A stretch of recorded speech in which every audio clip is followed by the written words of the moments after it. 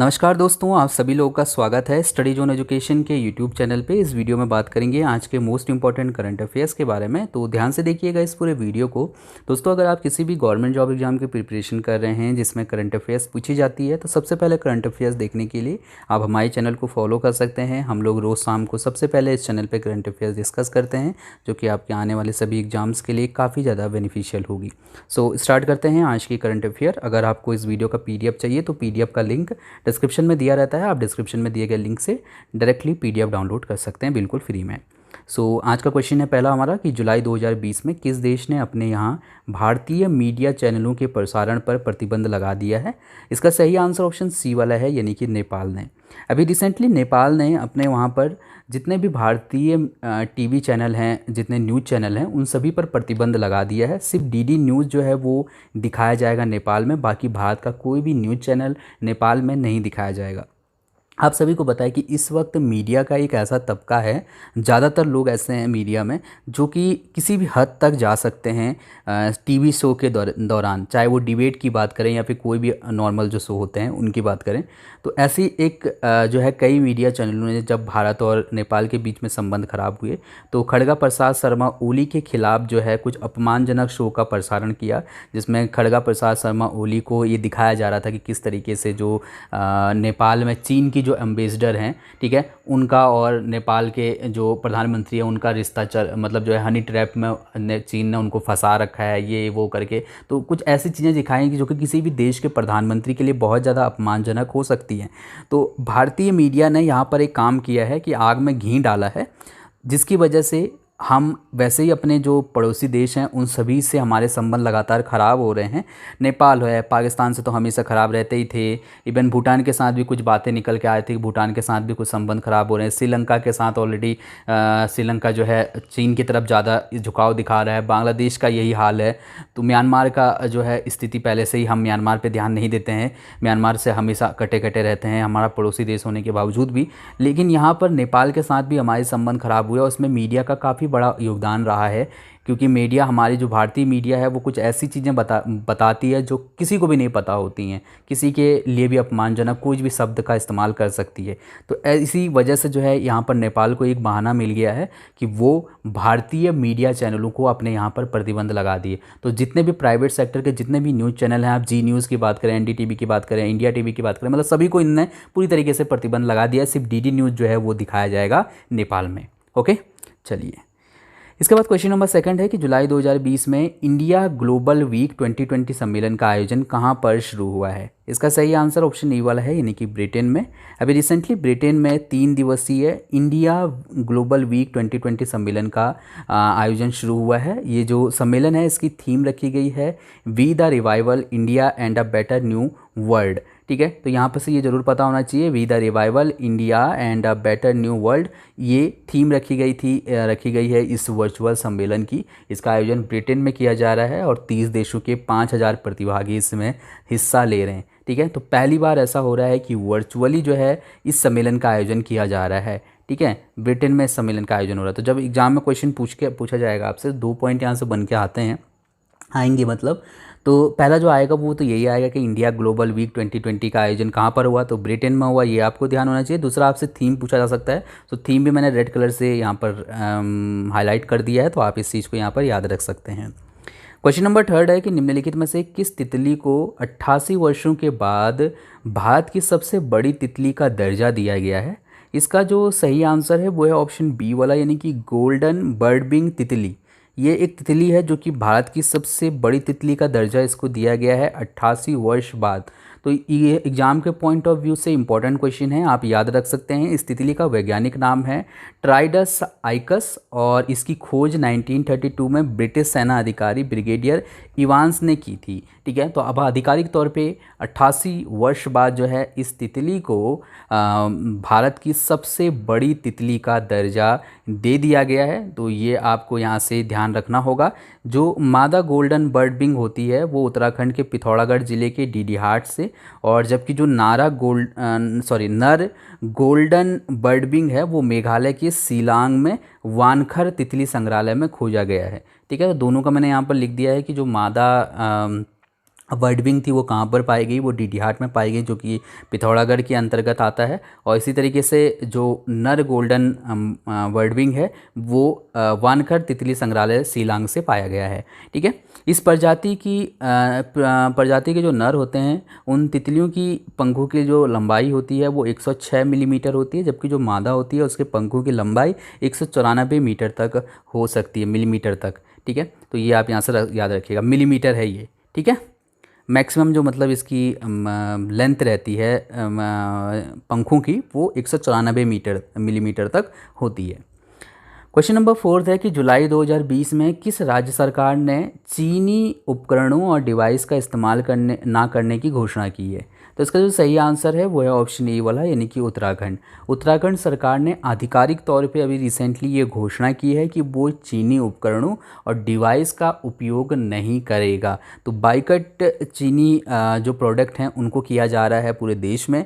तो आधिकारिक तौर पे अभी उत्तराखंड सरकार ने ये घोषणा की है कि वो चीन के किसी भी उत्पाद का इस्तेमाल नहीं करेगा। ठीक है, तो ये आप यहाँ से याद रख सकते हैं। अगला क्वेश्चन देखते हैं। क्वेश्चन नंबर 5वां है कि जुलाई 2020 में किस देश की प्रसिद्ध स्क्वैश खिलाड़ी रनीम इल वलेली ने संन्यास लेने की घोषणा की है? रनीम इल वलेली ये कौन से देश की स्क्वैश खिलाड़ी थी जिन्होंने अभी संन्यास लेने की घोषणा की है? इसका सही आंसर है ऑप्शन ए वाला, यानी कि मिस्र। मिस्र की खिलाड़ी थी ये, यानी कि इजिप्ट की खिलाड़ी थी, और अभी रिसेंटली इन्होंने संन्यास लेने की घोषणा कर दी है। ये चीज़ याद रखिएगा।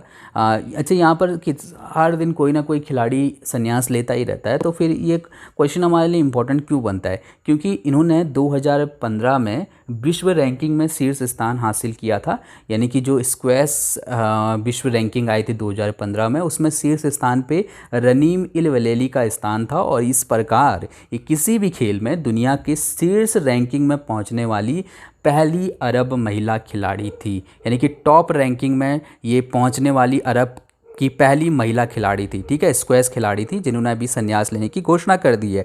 मिस्र की राजधानी कायरा है, यहाँ की जो मुद्रा है वो है मिस्री पाउंड। इस तरीके से अगर मैं आपको मिस्र ले चलूँ तो ये अपना इंडिया है, अगर आप यहाँ पर देखेंगे तो ये, ठीक है, मिस्र और इजिप्ट दोनों एक ही चीज़ है। तो ये है मिस्र। ठीक है, और इसके अगल बगल में लीबिया, सूडान, और यहाँ पर चार्ट भी आप देख रहे होंगे। ठीक है, तो यहाँ पर से मतलब लीबिया और सूडान से जो है इसकी सीमा यहाँ पर लगी हुई है। चलिए, इसके बाद हम लोग बात करते हैं अगले क्वेश्चन की। क्वेश्चन नंबर 6 है हमारा कि निम्नलिखित में से किस संस्थान ने भारत के पहले एनवीडिया एआई प्रौद्योगिकी केंद्र स्थापित करने के लिए बहुराष्ट्रीय प्रौद्योगिकी कंपनी एनवीडिया के साथ समझौता किया है? तो इसका जो सही आंसर है वो है ऑप्शन डी वाला, यानी कि हैदराबाद। आईआईटी हैदराबाद ने अभी रिसेंटली एनवीडिया के साथ एक समझौता किया है। ये समझौता एनवीडिया एआई प्रौद्योगिकी केंद्र स्थापित करने के लिए किया गया है। आपकी जानकारी के लिए बता दूं, ये जो केंद्र होगा ये आर्टिफिशियल इंटेलिजेंस के विकास और विस्तार को बढ़ावा देगा। वैसे अभी तक आईआईटी हैदराबाद में पहले से ही 2 केंद्र चल रहे हैं, जिसमें एनवीडिया DGX 1TM सिस्टम और एनवीडिया DGX 2TM सिस्टम, ये दोनों ही यहाँ पर केंद्र स्थापित किए गए हैं। और ये दोनों ही संस्थान दोनों ही जो केंद्र हैं ये आईआईटी हैदराबाद में होने वाले अनुसंधानों में मदद करती है। तो तेलंगाना सरकार ने वर्ष 2020 को एआई ईयर घोषित किया, यानी कि आर्टिफिशियल इंटेलिजेंस का जो साल है वो घोषित किया है 2020 को। तो इसी वजह से जो है यहाँ पर लगातार तेलंगाना सरकार ये चाहती है कि राज्य में ज़्यादा से ज़्यादा जो है आर्टिफिशियल इंटेलिजेंस को बढ़ावा दिया जाए। तो इसका लास्ट वाला पॉइंट भी काफ़ी इंपॉर्टेंट हमारे लिए हो जाएगा। आपको ध्यान होना चाहिए कि किस राज्य ने वर्ष 2020 को एआई वर्ष घोषित किया है? तो किसने किया है? तेलंगाना ने। ठीक है, और आईआईटी हैदराबाद में जो है भारत का पहला एनवीडिया एआई प्रौद्योगिकी केंद्र स्थापित किया जाएगा। क्वेश्चन नंबर 7वां है कि जुलाई 2020 में लग्जरी राइड ने निम्नलिखित में से किसे अपना ब्रांड एम्बेसडर नियुक्त किया है? अभी रिसेंटली लग्जरी राइड ने सुखबीर सिंह को अपना ब्रांड एम्बेसडर बनाया है। ये जो लग्जरी राइड है ये कार शोरूम कंपनी है। ठीक है, ये मतलब अलग अलग ब्रांड का जो है कारों का एक शोरूम है लग्जरी राइड। ठीक है, ये गाड़ियाँ बेचता है। तो सुखबीर सिंह को जो है इसने अपना ब्रांड एम्बेसडर बनाया है अभी रिसेंटली। इसके बाद बात करते हैं क्वेश्चन नंबर 8वें की कि किस देश के प्रधानमंत्री अमादोवु गौन कोलिवली का जुलाई 2020 में निधन हो गया? अमादोवु गौन कोलिवली ये कौन से देश के प्रधानमंत्री थे जिनका अभी रिसेंटली निधन हो गया है। तो इसका सही आंसर ऑप्शन ये वाला है, यानी कि आइवरी कोस्ट। आइवरी कोस्ट के प्रधानमंत्री थे और 61 साल की आयु में इनका निधन हो गया है। तो यहाँ से ध्यान रखिएगा, क्वेश्चन एग्जाम के हिसाब से अच्छा क्वेश्चन है, ये आप याद रख सकते हैं। आइवरी कोस्ट की राजधानी यामोसुकरो है और यहाँ की जो मुद्रा है और वो है CFA फ्रैंक। तो ये आपको यहाँ से ध्यान होना चाहिए। अगर मैं आपको आइवरी कोस्ट ले चलूँ तो ये यहाँ से अगर आप देखेंगे पाकिस्तान के संदर्भ में, तो ये यहाँ पर जो है ये पड़ता है आइवरी कोस्ट, ठीक है, रेड बाउंड्री के अंदर। चलिए, इसके बाद क्वेश्चन नंबर 9 है कि जुलाई 2020 में अंतर्राष्ट्रीय ओलंपिक समिति के नए मुख्यालय भवन को EU green building leadership award 2020 दिया गया है। आपको बताना है कि अंतर्राष्ट्रीय ओलंपिक समिति का मुख्यालय कहाँ पर है। तो इसका जो सही आंसर है वो है ऑप्शन C वाला, यानी कि लुसाने स्विट्ज़रलैंड में स्थित है। मैंने इसके बारे में डिटेल से नहीं लिखा है क्योंकि ये क्वेश्चन एग्जाम में ऐसे ही पूछा जाएगा, डिटेल से इसमें कुछ नहीं आने वाला। आप याद रखिएगा कि जो अंतर्राष्ट्रीय ओलंपिक समिति का जो नया मुख्यालय है लुसाने स्विट्ज़रलैंड में, उसको अभी recently EU green building leadership award 2020 दिया गया है, ठीक है, आप याद रख सकते हैं। इंपॉर्टेंट क्वेश्चन है ये, याद रखिएगा। यूरोपीय यूनियन का जो ग्रीन बिल्डिंग लीडरशिप अवार्ड है वो किसे दिया गया है, वो अंतर्राष्ट्रीय ओलंपिक समिति के नए मुख्यालय को दिया गया है, ठीक है, लुसाने स्विट्ज़रलैंड में।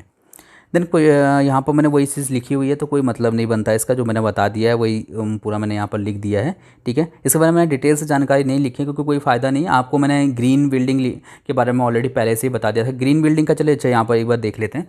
ग्रीन बिल्डिंग का मतलब क्या हुआ कि मतलब वहाँ पर एक तरीके से कह सकते हो कार्बन उत्सर्जन न्यूनतम मात्रा में होगा।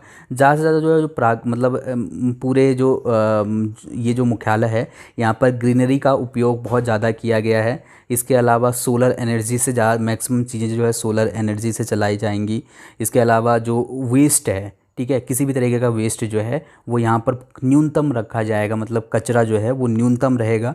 कचरे की कहते हैं ना कि जो बड़े बड़े संस्थान होते हैं वहाँ पर अलग अलग टाइप का दुनिया भर का कचरा निकलता है, लेकिन जब आप किसी ग्रीन बिल्डिंग की अगर हम बात करते हैं तो इनमें कोशिश की जाती है कि पर्यावरण के लिहाज से इनको परफेक्ट बनाया जाए, ये पर्यावरण को किसी भी तरीके से गलत इम्पैक्ट ना डाल पाएँ, ठीक है। तो ये जो मुख्यालय है ये एकदम मतलब बहुत ही अच्छे तरीके से इसको विकसित किया गया है और पर्यावरण के अनुकूल इसको बनाया गया। तो इसको अभी रिसेंटली यूरोपीय यूनियन का ग्रीन बिल्डिंग लीडरशिप अवार्ड दिया गया, ठीक है, समझ में आ गया।